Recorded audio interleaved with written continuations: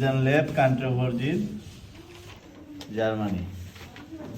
আমরা এটা টেস্ট করব নিট ফেব্রিক অথবা যেই এন্ড প্রোডাক্টগুলো আমাদের মাল্টি ডিরেকশনে ফোর্স অ্যাপ্লাই হয় সেই ম্যাটেরিয়ালগুলোকে আমরা বাস্টিং স্ট্যান্ড চেক করব। সব ম্যাটেরিয়াল কিন্তু সব টেস্ট হবে না, হ্যাঁ, এটা তো ম্যাডামরা স্যার ম্যাডামরা সব সময় বলে আমাদের গুরুত্ব থাকবে যে প্রোডাক্টের উপরে যেটা বেশি ইউজ হবে বা এফেক্ট করবে বেশি সেই টেস্টটাকে আমরা গুরুত্ব দিয়ে বাকিগুলাকে পেছনে রাখবো। তো তার মধ্যে হচ্ছে নিট ফেব্রিকে যদি আমরা স্ট্যান্ডাইল করি নাই কেন, সেটা তো বলছে যে আমরা সার্কুলার মেশিনে তৈরি করি, একটা ইয়ানের সাহায্যে তৈরি করা। আমরা যদি অয়েল স্ক্রুজ বরাবর টানি তাহলে কি হয়, সিঙ্কেজ করে এক জায়গায় ফোর্সটা চলে আসে। কিন্তু ওভেনের ক্ষেত্রে কি হয়, ডিরেকশন থাকে, যেমন ওয়ার্পে ইয়ানগুলা টেনশনে থাকে, ইন্ডিভিজুয়ালি ইয়ান থাকে, সবগুলো ইয়ান আবার গ্রিপিংয়ে পারফর্ম করে এবং ফোর্সের মতো তার এফেক্টটা আসে। কিন্তু এখানে আমার ওইরকম ধরে রাখতে পারে না, সিঙ্কেজ করে এক জায়গায় ফোর্সটা এসে জমা হয়, এক জায়গায় ফোর্স হয়, হ্যাঁ, অ্যাপ্লাই হয়। সেই জন্য এটাকে মাল্টি ডিরেকশনে ফোর্স অ্যাপ্লাই করা হয়, সবগুলা ইয়ানের উপরে যাতে প্রপার প্রেশারটা পড়ে, ফোর্সটা পড়ে। তো সেই জন্য আমরা এই মেশিনের সাহায্য করব। আমরা পরীক্ষার সময় যেটা করব, দুইটা টুকরা এরকম দুইটা অংশ দিব, একটা অংশ আমরা চলে যাব নন আয়নিক ওয়েটিং এজেন্ট দিয়ে ভিজিয়ে নিব। হোয়াইট লেভে চলে যাব, এখান থেকে নন আয়নিক ওয়েটিং এজেন্ট আছে। নন আয়নিক ওয়েটিং এজেন্টের কাজটা তো আমরা জানি, অ্যাবজর্বেন্সি বাড়াবে 0.1 গ্রাম পার লিটার। 0.1 গ্রাম পার লিটার আমরা নন আয়নিক ওয়েটিং এজেন্ট দিয়ে সেখান থেকে আমরা ভিজিয়ে নিব, 1 ঘন্টা ভিজিয়ে রাখবো। এটা ভিজাইতে দিয়ে তারপরে আমরা যেটা করব, ড্রাই কন্ডিশনের টেস্ট আমরা শুরু করে দিব। ওয়েট কন্ডিশনটা ভিজিয়ে ড্রাই কন্ডিশনে টেস্ট করব। টেস্ট ডাটা মাটা রেজাল্ট দিয়ে আমরা ক্যালকুলেশন করে ফেলবো। ততক্ষণে আমার এটা কি টাইমটা কাউন্ট হয়ে যাবে, তারপরে আমরা এটা করবো। তাইলে আমার টাইমটা ইউটিলাইজ হবে ঠিক মতো, আমরা ওইভাবে কাজটা করব। আমরা ওই শুরুতে আইসা এটা ড্রাই কন্ডিশন করে তারপরে এটা গেলে কিন্তু টাইম পাবো না, তখন রেজাল্টই লিখবো না কি লিখবো, তখন কিন্তু এলোমেলো হয়ে যাবে। সেটাও বলে দিলাম, হ্যাঁ, প্রপার এতে কাজটা কিভাবে আমরা করবো। তারপরে আসি, আমাদের এখানে বলা হয়েছে যে আমাদের ওয়েট এবং ড্রাই কন্ডিশন আমরা কেন করতেছি। দুই কন্ডিশনে আমাদের এখানে একটা আমাদের যে মেসেজটা হচ্ছে যে আমার এটা যদি 100% কটন হয়, যদি কি হয়, হাইড্রোজেন বন্ড তৈরি করবে পানির সাথে, না ওয়াটারের সাথে আমার একটা হাইড্রোজেন বন্ড তৈরি করবে, তাহলে স্ট্রেন্থ বাড়বে। আর যদি আমার এখানে 100% কটন না হইয়া অন্য ইয়ান থাকে, এটাতে মিক্স থাকে, তাহলে ইয়ান আমার স্ট্রেন্থটা কিন্তু ফল করবে, বাড়বে না, স্ট্রেন্থ না বেড়ে কমবে। তো তার থেকে আমরা একটা মেসেজ পাবো যে আমার এই ফেব্রিকটা 100% কটন ছিল কিনা।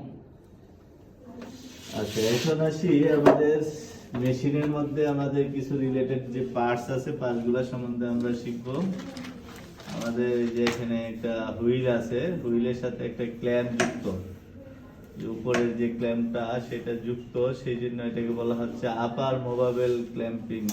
এটা হচ্ছে হুইল, আর হুইলটা মুভ করে, হ্যাঁ, কানেক্টেড, এর সাথে কানেক্টেড বিদায় এটা মুভ করে, ওপেন করে আমার এই ফেব্রিকটাকে ক্ল্যাম্প করার জন্য এই ওপেন করে নিলাম। আপার মুভেবল, এই যে যেহেতু এটা আপারে আছে সেই জন্য তারা বলছে মুভ করে বিদায় আপারে আছে, আপার মুভেবল ক্ল্যাম্পিং রিং। ক্ল্যাম্পটা রিং আকার আছে, যে আমার যে পজিশনটা এগুলা রিং আকার আছে। আর নিচেরটা হচ্ছে লোয়ার ফিক্সড ক্ল্যাম্পিং রিং, নিচেরটা ফিক্সড, নিচের ক্ল্যাম্পটা ফিক্সড, উপরের ক্ল্যাম্পটা মুভেবল। তারপরে আমরা যদি খেয়াল করি, আমাদের একটা রাবার ডায়াফ্রাম আছে, এই যে এদিকে যদি আমরা খেয়াল করি, একটা নীল কালারের রাবার ডায়াফ্রাম দেখতে পাবো। এই রাবার ডায়াফ্রামের নিচে আমাদের দেওয়া আছে লিকুইড। লিকুইডটা হচ্ছে গ্লিসারল লিকুইড, হ্যাঁ, গ্লিসারল লিকুইড। এই লিকুইডের কাজটা, লিকুইডটা যেই যেখানে রাখা আছে একটা সিলিন্ডারের মধ্যে রাখা আছে। তো সিলিন্ডার এখানে আছে পিস্টন, এই যে মোটর পিস্টনটাকে প্রেসার করবে, হ্যাঁ, ঘোরাবে। এই পিস্টনে যায় সেটা ফ্লোটাকে কি করবে, লিকুইডটাকে ফ্লো দিতে থাকবে। লিকুইডটারে ফ্লো যখন দিবে, আমার এই যে রাবার ডায়াফ্রামের সাথে ফেব্রিকটা থাকবে, ফেব্রিকটা রাবার ডায়াফ্রামের সাথে থাকবে। তো যখন আমার রাবার ডায়াফ্রামের সাথে থাকবে, এই যে আমরা ভিতরে ইন করাই দিয়া এই যে আটকে দিব, তাহলে কি রাবার ডায়াফ্রামের উপরে আমার ফেব্রিকটা আটকে গেল। এখন আবার ফ্লোটা এসে কি কাকে রাবার ডায়াফ্রামের সাথে আমার ফেব্রিকটাকেও ফোর্স প্রেসার দিবে। ফেব্রিক তার যতক্ষণ পর্যন্ত প্রেসার ধরে রাখতে পারবে বা স্ট্যান্ড ধরে রাখতে পারবে ধরে রাখবে, যখনই আসে না পারবে তখনই সে ব্রাস্ট করবে। ব্রাস্ট হওয়ার পরে আমরা কিভাবে মানটা পাবো, মানটা নেওয়ার জন্য আমরা যদি খেয়াল করি, একটা গেজ মিটার দেওয়া আছে, হ্যাঁ, গেজ মিটার দেওয়া আছে, যে মিটার থেকে আমরা মানটা নেব পাবো। গেজ দুইটা গেজ দেওয়া আছে, আমরা যদি খেয়াল করি, একটা ব্ল্যাক আর একটা হচ্ছে রেড। ব্ল্যাকটা হচ্ছে প্রেসার গেজ, আমরা যে হাইড্রোলিক প্রেসারটা দিব সেই প্রেসারটা কে মেজার করার জন্য ব্ল্যাকটা দেওয়া হয়েছে। আর রেডটা হচ্ছে আমার রিডিং গেজ, আমি আমার যে স্যাম্পলটা ব্রাস্ট হয়েছে যে প্রেসারের এগেইনস্টে, সেই ব্রাস্টিং প্রেসারটা হয়েছে, প্রেসার গেজটা হয়েছে, ব্রাস্টিং গেজটা হয়েছে বা রেটিং গেজটা হয়েছে আমার রেডটা কিন্তু মুভেবল, ব্ল্যাকটা কিন্তু মুভ করে না, সেটা হচ্ছে আমার ওই প্রেসার গেজটা। আর এটা হচ্ছে আমার কিসের রিডিং গেজ, আমরা যে রেটিংটা পাবো এই রিডিং গেজটা আমরা এই লালটা অংশতে পাবো। আর আমরা যদি খেয়াল করি, আমাদের এই যে ভ্যালুগুলা দেওয়া আছে, যে ভ্যালুগুলা দেওয়া আছে আমাদের ভারে দেওয়া আছে, ভার VAR ভারে দেওয়া আছে। ভার থেকে আমরা কিলো প্যাসকেলে নিয়ে যাব, আমাদের ইউনিট কিলো প্যাসকেল হবে, কিন্তু আপাতত মানগুলা দেওয়া আছে ভারে, VAR ভারে দেওয়া আছে। এখন আমাদের যে বার দেওয়া আছে, প্রতি গড় হচ্ছে 0.5 বার করে দেওয়া প্রত্যেক দাগে। আমাদের এই যে বড় দাগটা, সেটা হচ্ছে, আমরা যদি খেয়াল করি, জিরো যেটা জিরোর নিচে কিন্তু কালো দাগটা, তাই জিরো থেকে 0.5 কাউন্ট করাইছে, জিরোর লগে যে দাগটা সেটাই 0.5 থেকে শুরু, নাইলে কিন্তু আমরা দাগটা মিলাইতে পারবো না। এই যে বড় যে দাগটা সেটা হচ্ছে আড়াইয়ের দাগ, 2.5, তারপরে এক ঘর গেলে 3, 3.5, 4, 4.5, তারপরে 5 তো এখানে ভিজুয়ালি রেকর্ড আছে, হ্যাঁ, ভিজুয়ালি তারা লিখে রাখছে 5 এর পরে যদি এক ঘর যায় 5.5, 6, 6.5, 7, 7.5, এইভাবে ইন্ডিকেট করে তারা যে 10, 15, 20 পর্যন্ত, এখানে ম্যাক্সিমাম 2000 পর্যন্ত আমরা টেস্ট 2000 কিলো প্যাসকেল বা 20 বার পর্যন্ত আমরা এখানে মেজার করতে পারবো, সর্বোচ্চ ক্যাপাসিটি। তা আমাদের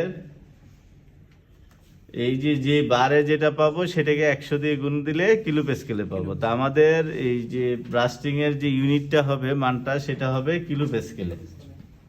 তারপরে আমরা যদি খেয়াল করি, আমাদের এখানে দুইটা সুইচ দেওয়া আছে, যে আমাদের এটা অটো ভোল্টেজ স্টেবিলাইজার সাথে আমরা এটা সেফের জন্য আমরা ইউজ করি। এখানে ডাইরেক্ট কানেক্টেড দিই না, যাতে ইলেকট্রিক সমস্যা, মেশিনটার সমস্যা না হয়, সেই জন্য অটো ভোল্টেজ স্টেবিলাইজার ইউজ করছে।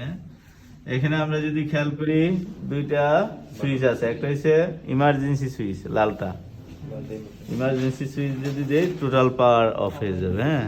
আর গ্রিনটা হচ্ছে আমার স্টার্ট, মানে টেস্ট সুইচ বাটন, আমরা যদি সঙ্গে টেস্ট সুইচ বাটন এই কারণে বলছি, এটা চাপ দিয়ে আমি ধরে রাখবো, প্রেসারটাকে দিব, আমরা প্রেসার অ্যাপ্লাই করব এই টেস্ট সুইচ বাটনে, চাপ দিয়ে ধরে রাখবো। যখন ব্রাস্ট হয়ে যাবে সাথে সাথে আবার প্রেসারটা ছেড়ে দিতে হবে, আমার যে রাবার ডায়াফ্রাম আছে, রাবার ডায়াফ্রামের একটা এরিয়া পর্যন্ত সে উঠবে। সে তো এমন না যে একটা আকাশ পর্যন্ত উঠবে, তার একটা এরিয়া আছে, সেই এরিয়া পর্যন্ত সে উঠবে।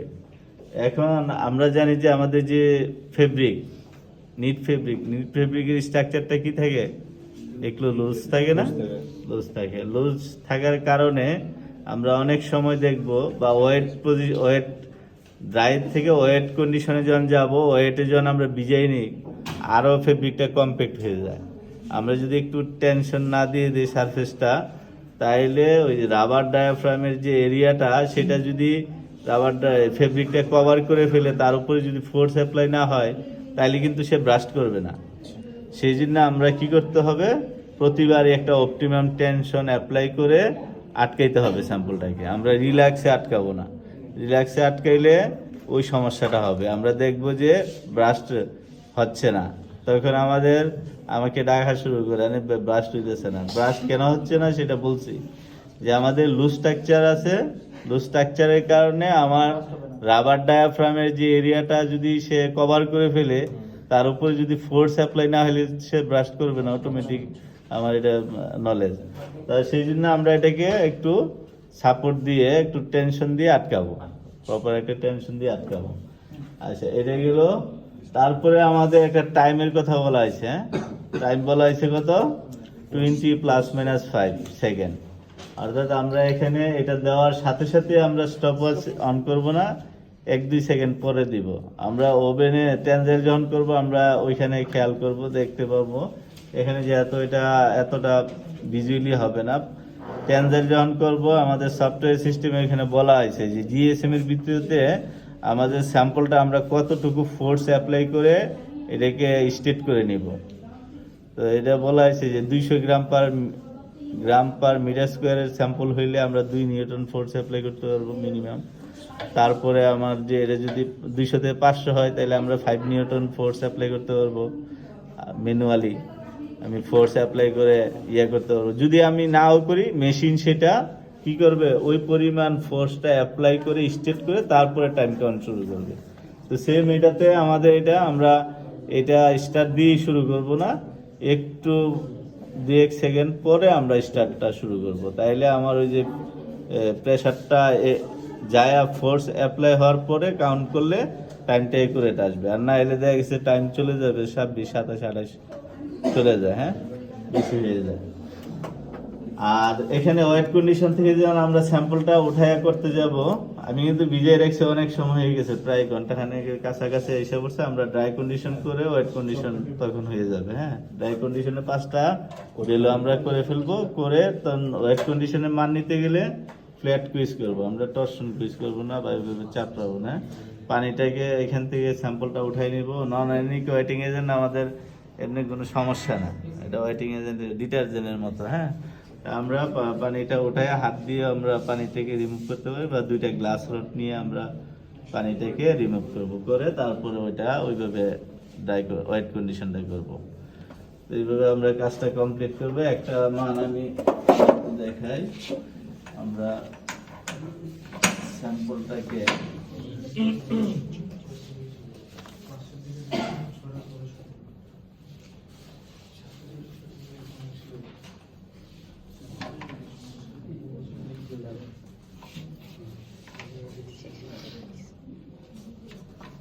একটু হালকা আমরা প্রেসার দিয়ে তারপরে ওই টেনশনটা দিয়ে দিব, হ্যাঁ।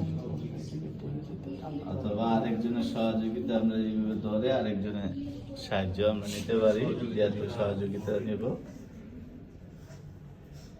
হ্যাঁ, আটকে দিলাম। এখন আমরা স্টপওয়াচের ইউজটা, এই যে স্টপওয়াচ দেওয়া হবে, ইউজটার নিয়ম হচ্ছে এই স্টার্ট, এটা দিয়ে আবার স্টপ, আর এটা দিয়ে রিসেট, আর উপরের অংশটা হচ্ছে ফাংশন চেঞ্জ করা, হ্যাঁ, অ্যানাদার ফাংশনে যাওয়া।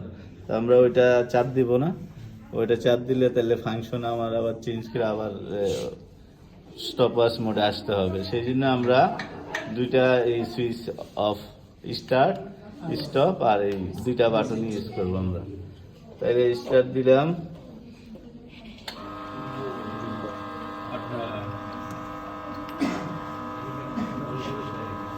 স্টপওয়াচ স্টার্ট দিয়ে দিলাম,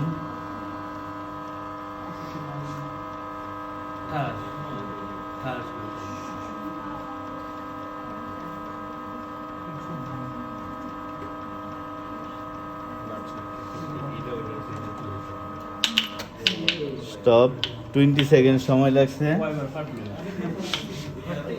এই যে আমরা এখন যেটা বলছিলাম, আমি এই যে স্যাম্পল বাস্ট হয়েছে, হ্যাঁ, এটা হয়তো বা একটু সফট বা হালকা, অনেক সময় নিট ফেব্রিক ডাবল লাগাস বা যেগুলো এগুলো হার্ড থাকে, হ্যাঁ। আমরা যখন ব্রাশটা হওয়ার সাথে সাথে এই প্রেশারটা কিন্তু ছেড়ে দিতে হবে। আমরা যদি ধরে রাখি তাহলে রাবার ডায়াফ্রামটা ফেটে যাবে, এটা একটু সতর্ক থাকবো আমরা। এই স্যাম্পল ব্রাশটা হওয়ার সাথে সাথে আমার হাতের প্রেশারটা ছেড়ে দিতে হবে। আর এই যে একটা প্রেশার ডাউন হইতেছে, প্রেশার এতক্ষণ শব্দ ছিল না, এই প্রেশার ডাউনের সাথে সাথে ব্ল্যাকটা কিন্তু তার আগের জায়গায় চলে আসে, স্টার্টিং পয়েন্টে চলে আসছে, আর এটাই কি করছে রেখে আসছে, ব্ল্যাকটা চলে আসছে, প্রেশার রিলিজ হয়ে গেছে, প্রেশারের কারণে উঠছিল, আবার প্রেশার রিলিজ হয়েছে, সে তারপর স্টার্টিং পয়েন্টে চলে আসছে, আর রেটটাকে রেখে আসছে। রেটটা হচ্ছে আমার রেটিং গেজ। আমরা এই মানটা যখন নিব, আমরা আইবিও লেভেলে এই পজিশনে আইটা দেখে তারপরে দেখবো। আমরা যদি উপরে নিচে দেখি তাহলে কম বেশি মনে হবে, হ্যাঁ। তাহলে আমরা এই পাশে এইভাবে যদি দেখি, তাহলে আইবিওতে দেখলে আমরা দেখবো 450 কিলো প্যাসকেল, মানে 4.5 বার ইন্টু 100, তাহলে 450 কিলো প্যাসকেল। এইভাবে আমরা এখন এটাকে আমরা জিরো করে নিব, রিসেট করলাম। এটাকে আমরা এই যে কনটাকে নিয়ে আসব, এটা কিন্তু অটো আসবে না, হাত দিয়ে আবার মান নেওয়া শেষ, বারে মানে আমার ওই যে কালো ব্ল্যাক প্রেশার গেজের সাথে কনটাকে আমার রেটটাকে নিয়ে আসতে হবে। এনে আমরা যখন আবার গ্রিপ করাবো, আমাদের একটু খেয়াল করতে হবে এই যে গ্রিপিং। আরেকটু কথা এখানে আমরা যেটা বলি নাই, সেটা হচ্ছে আমার স্যাম্পল সাইজটা 30 মিলিমিটার ডায়ার মধ্যে প্রেশারটা কিন্তু অ্যাপ্লাই হচ্ছে, হ্যাঁ, 30 মিলিমিটার এই জায়গায় অংশতে আমার ফোর্স অ্যাপ্লাই হয়েছে। গ্রিপিংটা হয়েছে আরো বেশি, কিন্তু আমার এক্সপোজ যে অংশটা সেটা হচ্ছে 30 মিলিমিটার ডায়ার। তা আমার এই যে আমরা যখন গ্রিপিং করাইছি, upper movable clamping ring, lower fixed clamping ring এর মধ্যে যে গ্রিপ করাইছি, আর একটা মান নিতে গেলে অন্তত পক্ষে এই গ্রিপিংটা বাদ দিয়ে আমাদের নিতে হবে। যদি আমি এটার কাছাকাছি নেই, তাহলে আমাদের এই মানটা থেকে মানটা কম আসবে, কারণ অলরেডি তার যে স্ট্যান্ডটা সে তো নিয়ে নিছে। তাই আমি যদি আবার ক্লোজ ভাবে আটকাই, তাহলে কিন্তু এটার ভেরিয়েশন আসবে না বেশি, মানে কম আসবে, অনেকটা কম চলে আসবে, স্ট্যান্ড লস করে ফেলবে। হ্যাঁ, এখন করতে থাকি 5টা।